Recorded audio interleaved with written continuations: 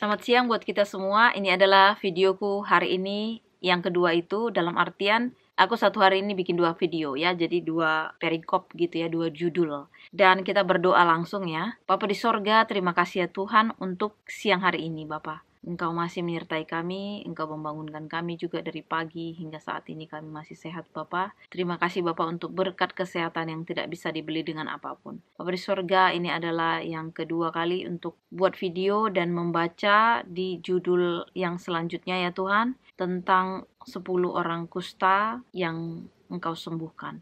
Bapa di sorga, kiranya Bapa setiap firman yang kami akan baca menjadi berkat bagi kami, kesehatan bagi kami, lebih dekat kepadamu kembali. Bapa di sorga, terpuji namamu Bapa, hapuskan segala dosa dan pelanggaran kami. Kami berdoa di dalam nama Tuhan Yesus, Juru Selamat dan Penebus kami. Amin. Ayatnya kita akan baca di Lukas 17, ayat 11 sampai 19. Ke-10 orang kusta. Dalam perjalanannya ke Yerusalem, Yesus menyusur perbatasan Samaria dan Galilea. Ketika ia memasuki suatu desa, datanglah 10 orang kusta menemui dia. Mereka tinggal berdiri agak jauh dan berteriak, "Yesus Guru, kasihanilah kami." Lalu ia memandang mereka dan berkata, "Pergilah, perlihatkanlah dirimu kepada imam-imam." Dan sementara mereka di tengah jalan, mereka menjadi tahir. Seorang dari mereka ketika melihat bahwa ia telah sembuh, kembali sambil memuliakan Allah dengan suara nyaring, lalu tersungkur di depan kaki Yesus dan mengucap syukur kepadanya. Orang itu adalah seorang Samaria. Lalu Yesus berkata, "Bukankah ke-10 orang tadi semuanya telah menjadi tahir? Di manakah yang 9 orang itu? Tidak adakah di antara mereka yang kembali untuk memuliakan Allah selain daripada orang asing ini?" Lalu ia berkata kepada orang itu, "Berdirilah dan pergilah, imanmu telah menyelamatkan engkau." Itulah tadi firman Tuhan yang kita telah baca tentang ke-10 orang kusta. Jadi pada saat di sini dikatakan perjalanan Yesus ke Yerusalem. Jadi ada 10 orang penyakit kusta. Jadi di Yerusalem itu, orang-orang di Yerusalem itu kan adalah orang-orang pilihan, orang-orang Israel. Jadi pada saat itu mereka mengatakan, "Guru, kasihanilah kami." Jadi mereka agak jauh daripada tempat Tuhan Yesus berdiri. Kemudian Yesus mengatakan, "Pergilah, tunjukkanlah dirimu kepada imam-imam." Tetapi pada saat mereka perjalanan mau menuju ke tempat imam-imam itu, mereka menjadi tahir katanya. Salah satu dari si orang penyakit kusta ini, ketika dia melihat dia tahir, kemudian dia langsung memuji Allah, dan kemudian dia kembali lagi kepada Tuhan Yesus dan katanya tersungkur di kaki Tuhan Yesus. Dia mengucap syukur di kaki Yesus, kemudian Yesus bertanya kepada dia, "Di mana orang-orang yang 9 tadi?" Dan kemudian si orang ini adalah orang Samaria. Orang Samaria kalau kita tahu, mereka adalah orang yang di luar dari bangsa Israel ya. Kalau kalian nonton bagaimana orang Samaria juga membantu ketika ada orang yang dirampok, nah si orang Samaria yang membantu. Jadi kadang-kadang orang-orang yang gak kenal Tuhan, dalam arti yang dia gak dipilih Tuhan ya, gak seperti bangsa Israel ini, mereka malah justru belas kasihannya itu malah lebih banyak kelihatannya. Bahkan dia mengucap syukurnya itu lebih banyak.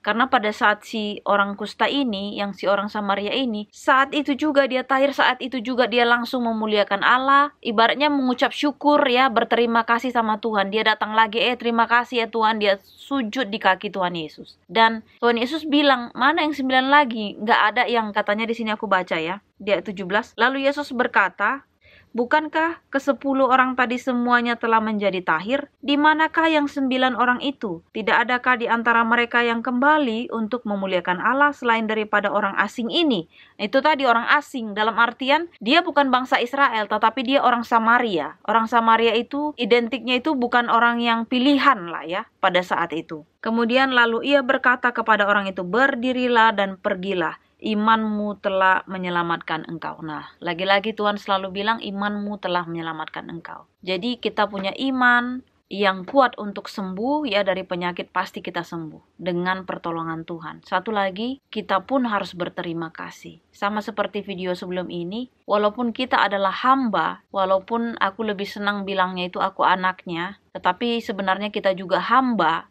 Tuhan yang katanya nggak berguna. Tapi bukan nggak berguna dalam artian kita sia-sia yang gimana, tapi maksudnya kita melakukannya tapi pun kita nggak layak. Kita dilayakkan Tuhan. Karena sebenarnya mau sebaik apapun kita, mau seabdi apapun kita kepada Tuhan, kita tuh sebenarnya nggak layak. Tetapi karena kasih karunia-Nya Dia, itulah kita dilayakkan. Karena cintanya Tuhan, makanya kita dilayakkan. Kalau nggak, kita nggak layak-layak kita. Makanya kalau kalian yang nonton ini bertobat, cepat-cepat tinggalkan kesalahan kalian yang mungkin kalian sudah lakukan, atau mungkin kalian yang mau bertobat, enggak gitu-gitu.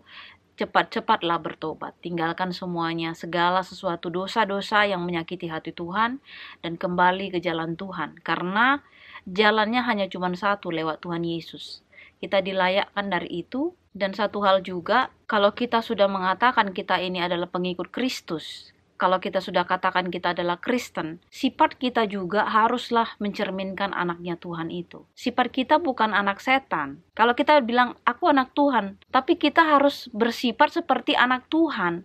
Jangan hanya di bibir saja kita bilang kita anak Tuhan, tetapi perlakuan kita iblis, perlakuan kita itu jahat. Itu sama aja menyakiti hati Tuhan. Sama seperti ketika anak yang hilang. Dia itu sebenarnya pada saat bapaknya masih hidup ya, pada saat itu dia udah minta harta, udah dikasih bapaknya harta, berfoya-foya, akhirnya dia sampai mengembalakan babi ya, dan dia sangat kelaparan dan dia mau makan ampas babi itu sampai nggak dikasih juga. Pada saat itu katanya apa? Lagi kelaparan, kesengsaraan. Jadi ampas babi pun mereka ibaratnya perhitungkan. Kalau misalnya mereka nggak kasih ampas babi, artinya kan harusnya dia kasih yang makanan yang lain. Tapi ini enggak, ampas pun mereka perhitungkan. Makanya dia disitulah sadar. Dia bilang, bapakku mempunyai banyak budak-budak dan mereka pun makan dan minum sesuka hati mereka. Dalam artian banyak yang dikasih berkat sama budak-budaknya, sementara katanya aku kelaparan. Nah, dia kembalilah.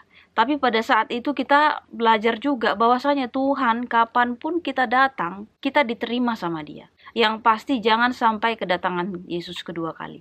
Dalam artian waktunya setan finish ya, akhir zaman, penghakiman, si setan itu udah dikerengkeng, ibaratnya sudah dipisahkan kita dari orang benar dan tidak benar, orang percaya dan tidak percaya. Kemudian kita hidup bersama Tuhan Yesus Bapa kita itu. Jadi jangan tunggu-tunggu lagi untuk bertobat. Cepat-cepatlah bertobat, minta ampun sama Tuhan, kemudian menyesali dosa-dosa kita, meninggalkannya. Dan kita pun menjadi anak Tuhan yang baru. Pertobatan itu adalah pertobatan yang benar-benar, bukan hanya tobat, kumat lagi, tobat bukan seperti itu. Tapi kita harus benar-benar bertobat. Kalau kita benar-benar bertobat, yang kita senangkan itu Tuhan Bapa kita. Tapi kalau kita sudah menjadi anak Tuhan, tapi kita perlakuannya jahat, nah itu kita melukai hati Tuhan. Jadi jangan sampai kita tertinggal ya, jangan sampai kita dikatakan bukan yang berseru kepadaku Tuhan, Tuhan, Tuhan, tetapi yang melakukan firman Tuhan katanya ya. Dan jangan sampai kita dibilang aku tidak mengenal engkau, padahal kita bilang kan aku selama ini begini-begini. Nah itu tadi, jangan pernah lagi kalau udah bertobat. Memang sih gak 100% kita sempurna, tetapi ingatlah, ingat jalan pulang. Jangan sampai tersesat yang los lah, nggak bisa pulang lagi. Kalau udah seperti itu sangat-sangat susah lagi baliknya. Makanya dibilang Tuhan kalau udah bertobat jangan lagi, kumat lagi, karena akan lebih jahat lagi nantinya. Sebenarnya pilihan itu di tangan kita masing-masing. Jadi Tuhan kan udah kasih free will. Jadi itu ibaratnya kita pilihan. Tuhan gak paksa-paksa kita. Makanya kalau udah dikasih kebebasan seperti itu, harusnya kita tahu diri aja lah. Karena Tuhan juga udah bayar kita lunas di kayu salib. Kemudian Dia sudah mengajarkan kita ya, bukan dibiarkan gitu aja. Bahkan waktu Tuhan Yesus naik ke sorga, Dia bilang aku akan mengirimkan Roh Kudus. Jadi minta saja. Jadi kita gak perlu takut sebenarnya. Yang kita takutkan adalah bahwasanya kita menyakiti hati Tuhan aja.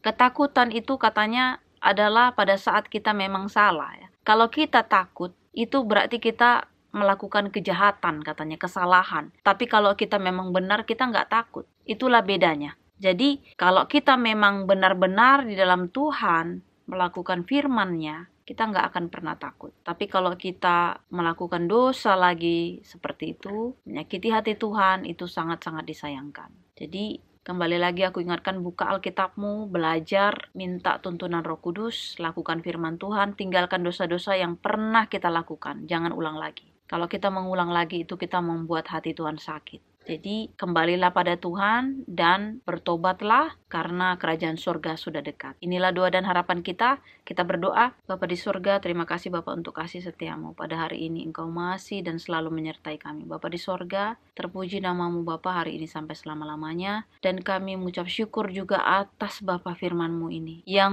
menyehatkan tubuh dan jiwa kami. Kami lebih dekat kepadamu ya Bapa. Bapa, terima kasih Engkau tebus kami Bapa dari dosa kami. Engkau layakkan kami supaya kami dapat untuk kehidupan yang kekal. Ajari kami Bapa hari ini sampai selama-lamanya. Sampai kedatangan-Mu yang kedua kali. Terima kasih Bapa, Engkau menyembuhkan mamaku. Terima kasih juga Bapa, Engkau menghantarkan mamaku ke Medan dengan selamat. Dan Engkau menghantarkan adikku juga dengan selamat. Bapa di sorga, biarlah juga anak-Mu berdoa untuk orang-orang di luar sana yang sedang sakit. Engkau sembuhkan ya Bapa. Yang mencari pekerjaan, Engkau berikan pekerjaan. Dan yang sedang mengalami masalah apapun masalah mereka, turut campur tanganlah Engkau Bapa membantu mereka. Kiranya mereka mendapat kasih karunia dan mendapat berkat daripada-Mu. Terpujilah namamu Bapa hari ini sampai selama-lamanya. Di dalam nama Tuhan Yesus, Juru Selamat dan Penebus kami. Amin. Terima kasih sudah nonton video ini. Jangan lupa like, subscribe, dan di-share. Kalau kalian punya komen, silakan di komen. Dan Tuhan Yesus memberkati. Amin.